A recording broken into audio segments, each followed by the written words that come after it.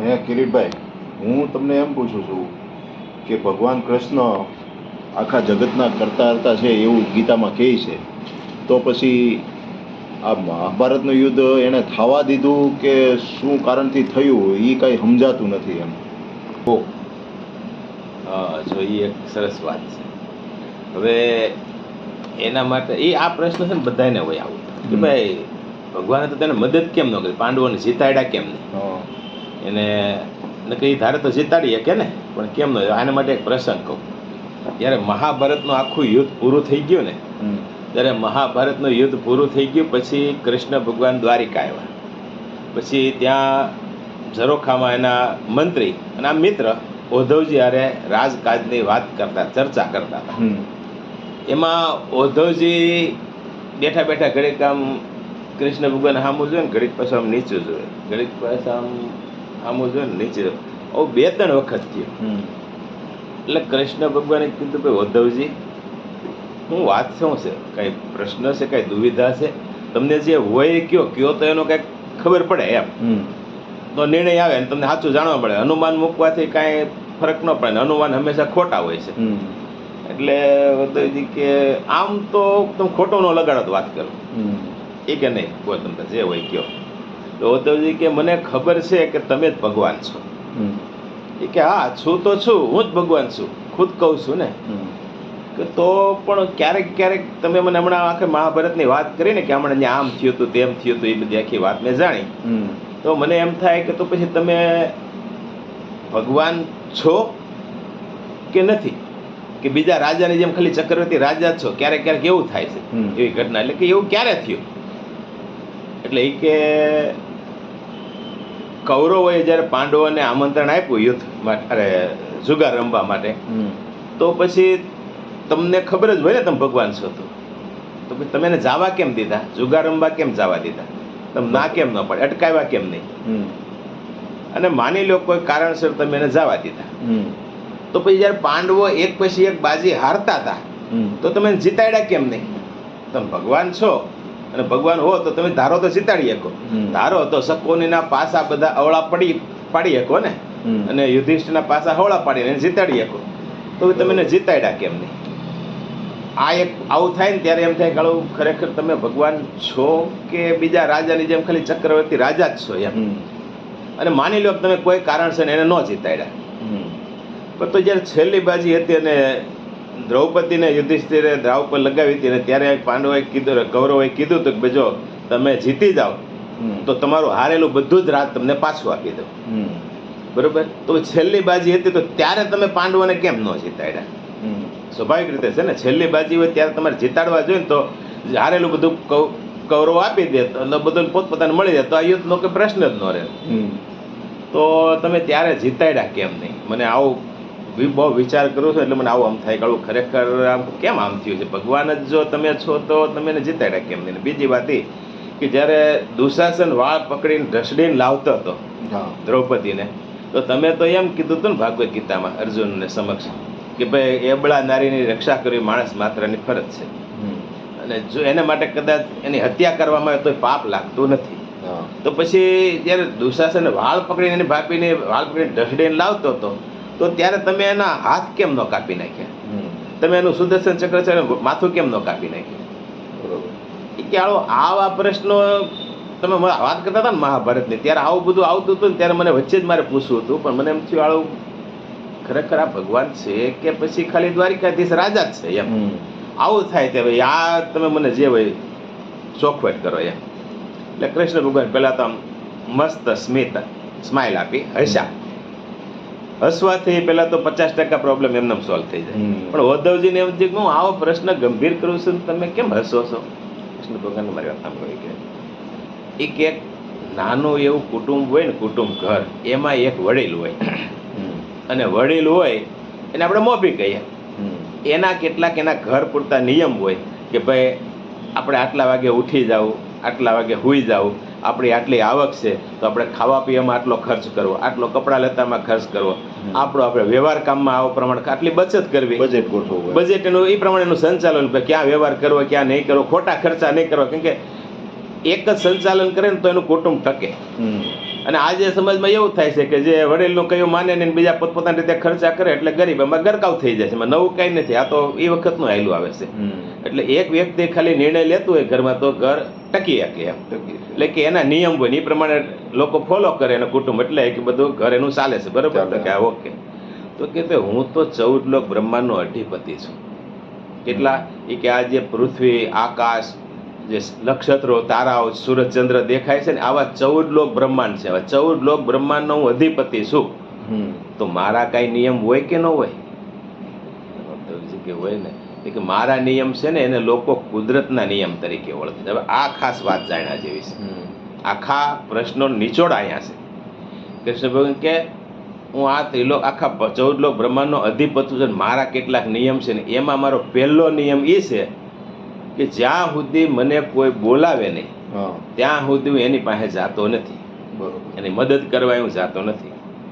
અને જે મારા શરણે આવે પોતાનું જે છે બધું ભૂલી બધું તેજી અને મારા શરણે આવી જાય તો એનું કામ કર્યા વિના રહેતો નથી. બરોબર. પણ ઘણી વખત મને મારા કરેલા નિયમ નડે છે. કેમ કે મારો ભક્ત હોય, ખૂબ મારી ભક્તિ કરતો, મંત્ર જાપ કરતો હોય, નામ જાપ કરતો હોય, માળા ફેરવતા હોય, બરોબર, એટલે મને એમ હોય કે આનું કંઈક હરખું કરું, પણ એ મને બોલાવે જ નહીં તો પછી હું એની પાસે કેમ જાઉં? મને બોલાવે તો હું જાઉં, ગમે એની પાસે હોય. પછી મારા ભક્ત હોય કે પૂછે, બોલાવે નહીં ત્યાં સુધી કોઈની પાસે હું જાતો નથી. હવે પાંડવો જ્યારે જુગાર રમવાની વાત આવે તો દુર્યોધને જ્યારે પાંડવોને આમંત્રણ આપ્યું ત્યારે પાંડવોએ એ 5 ભાઈઓ છાનામાના નિર્ણય લીધો કે આપણે જવું છે. એણે મને કીધું જ નહીં. એને એમ કહ્યું કૃષ્ણને કહીશ તો એ ના પાડશે. અને ચોખ્ખી વાત છે, હું કાંઈ આ પાડું જ નહીં, જુગાર રમવાને થોડી આ પાડું. એટલે એણે મને પૂછ્યું જ નહીં. હું તો ત્રિલોકનો નાથ છું, મને બધી ખબર જ હતી ને. મને ખબર જ હતી કે બાપા આ લોકો આમંત્રણ આપ્યું છે અને આ જવાના છે. કાંઈ વાંધો નહીં, કીધું જવા દો. અને એ લોકો જ્યારે જુગાર રમવા બેઠા ત્યારે દુર્યોધને શરત રાખી હતી કે ભાઈ મારા તરફથી પાસા મામા શકુની ફેંકશે. એને શરત રાખી હતી કે મારા તરફથી મામા શકુની પાસા ફેંકશે. બરોબર છે. તો દુર્યોધને શરત રાખી તો યુધિષ્ઠિરે શરત રાખવી જોઈએ ને, તારા તરફથી મામા શકુની જો પાસા ફેંકે તો મારા તરફથી કૃષ્ણ પાસા ફેંકશે. બરોબર છે. હવે હું પાસા ફેંકું અને પાંડવો ન જીતે એવા કોઈ વાત છે કાંઈ? હું ધારું એ કરી શકું તો મારા ઈચ્છા વિના પત્તું ન હલતું હોય પાંડવો હારે તો પછી આમાં મારો કાંઈ વાક? મને આમંત્રણ ન કર્યું એમાં મારો કાંઈ વાક? એણે મને આમંત્રણ ન કર્યું એમાં હું કઈ રીતે એની પાસે મદદ કરવા જઈએ? ઉદ્ધવજી કે નહીં, બરોબર છે. અને પછી તમે કહો કે એક પછી એક બાજી હારતા હતા, એક બાજી હારતા તો હું દરવાજે જ ઊભો છું, કેમ કે મેં કુંતી માતાને વચન આપ્યું છે કે ભાઈ પાંડવોનું સર્વ પ્રકાર રક્ષણ કરીશ. તો હું તો દરવાજે જ ઊભો છું અને મદદ કરવા માટે. પણ મને બોલાવે તો અંદર જાઉં ને, એની મદદ કરું ને. બોલાવીને તો મદદ કઈ રીતે કરું? અને એ કે જ્યારે એક પછી એક બાજી હારતા હારતા છેલ્લી બાજી છેલ્લે એમ કીધું દુર્યોધને કે તું દ્રૌપદીને દાવ પર લગાવ. પહેલા બધા પાંડવો સમસમી ગયા, ગુસ્સે આવી ગયા. તો પછી એમ કીધું જો તમે દ્રૌપદીને દાવ પર લગાવો અને તમે જીતી જાઓ તો તમે જે હારી ગયા છે બધું તમને પાછું મળી જાય. એને કીધું એટલે યુધિષ્ઠિરે દ્રૌપદીના દાવ પર લગાવી. પેલો તો એ જ એની ભૂલ છે કે પોતાની પત્નીને ક્યારેય દાવ પર લગાડાય નહીં, પણ એને લગાડી કે બધું પાછું મળી જાય, આપણે જીતી જાવ. એ લાલચ છે. લાલચ બહુ ખરાબ ચીજ છે. એટલે એને દાવ પર લગાડી એને જે છેલ્લી બાજી હતી, હવે તે એક નાના સામાન્ય માણસ બધીથી ભાંગી જાય, તૂટી જાય, બધું વીયું જાય, બધું આવક દાવક બંધ થઈ જાય, બધું ઘર બાર વિનાનો થઈ જાય, તે છેલ્લે મારા શરણે આવે છે. એમ કે હે કૃષ્ણ હવે તું જા હોય નથી, મારી બાજી સંભાળ દે. હવે મારી પરિસ્થિતિ મારા અંકુશ બહાર થઈ ગઈ છે, હું આવી રીતે આમ થઈ ગયો છું, તો હું તારા શરણે છું, તું મારી બાજી સંભાળ લે. મને એક ફેરો પ્રાર્થના કરે તો હું એની બાજી સંભાળી. હવે તમને સમાજમાં ઘણા દાખલા મળશે. મેં સંભાળી લીધી, એનું પાછું પાટા ચડાવી દીધું હોય, એ મારા શરણે આવ્યો. પછી કે મારી પાસે બધું કાંઈ નહોતું ત્યારે હું કૃષ્ણ ભગવાનને સ્મરણ કર્યા હતા, દ્વારકાધીશની પાસે ગયો તો જે હોય. પણ એ આવું મેં ઘણા કામ કર્યા. તો પછી બધાએ આવી રીતે યાદ કરે તો પછી છેલ્લી બાજી હતી તો પાંડવોએ મને યાદ કરવો જોઈએ ને, ભાઈ કૃષ્ણ તું જ્યાં હોય નથી હાજર થાય, મારી બાજી સંભાળી લે. આ છેલ્લી બાજી આમાં ખાસ જીતવાનું જ છે, તમે જ્યાં હોય નથી હાજર થાવ. મને એને બોલાવવો જોઈએ. એને ખબર હતી ને હું ભગવાન છું, તો એને ખબર હતી. અર્જુન નથી ખબર છે હું ભગવાન હતો. તો પછી એને મને બોલાવ્યો કેમ નહીં? ન બોલાવ્યો તો એમાં મારો કાંઈ વાક? બરોબર છે. એટલે ઉદ્ધવજી કે નહીં, તમારો વાક તો ન કહેવાય. એટલે તમે કહો છો કે દુશાસન જ્યારે દ્રૌપદીને ઢસડીને લાવતો હતો, તો એ ઢસડીને જ્યારે લાવતો હતો દ્રૌપદી, હું દરવાજે જ ઊભો હતો, મારી આગળ થઈને જ ઢસડીને ગયા. પરંતુ દ્રૌપદીને છે ને એના 5 પતિઓ ઉપર ખૂબ ભરોસો હતો કે 5 પતિઓ ખૂબ જ તાકાતવાર અને મોટા મહારથી હતા. એવા આખા દુનિયામાં કોઈ તાકાતવાર નહોતું, એટલા શક્તિશાળી હતા એ સમયે. એટલે એને એના 5 પતિઓ ઉપર ભરોસો હતો કે હમણાં ભીમને ખબર પડશે તો એક ગદા મારશે, દુશાસનનું ખોપરું ફાડી નાખશે, કે યુધિષ્ઠિર હમણાં ઊભા થયા તો એક તલવાર ભેગોના હાથ કાપી નાખશે ને. આવા બધા એને ખૂબ ભરોસો, અતિ વિશ્વાસ હતો.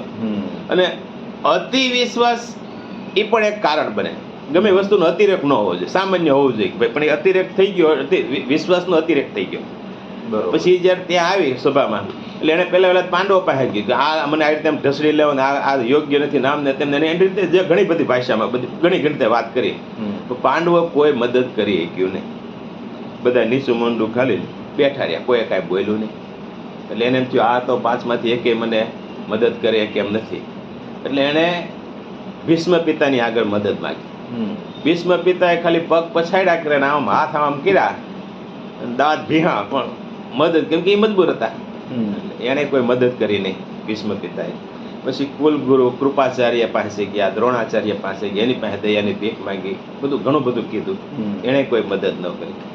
પોતાના સસરા ધૃતરાષ્ટ્રની પાસે ગયા, એણે કાંઈ મદદ ન કરી, કોઈએ મદદ ન કરી. એટલે વિવશ થઈને ચોધાર આંસુએ દ્રૌપદી રડવા લાગી.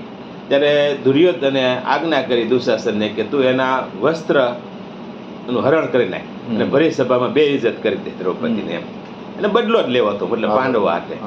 એટલે એને આજ્ઞા મળે. દુશાસને જ્યારે વસ્ત્રો હરણ કરવા માટે સાડીનો પાલો પકડ્યો અને ખેંચવાનું ચાલુ કર્યું, ત્યારે કોઈ આધાર ન રહ્યો ને ત્યારે દ્રૌપદી, અને દ્રૌપદીએ મને યાદ કર્યો કે હે કૃષ્ણ, હવે તું જાઓ અહીંયાથી હાજર થા.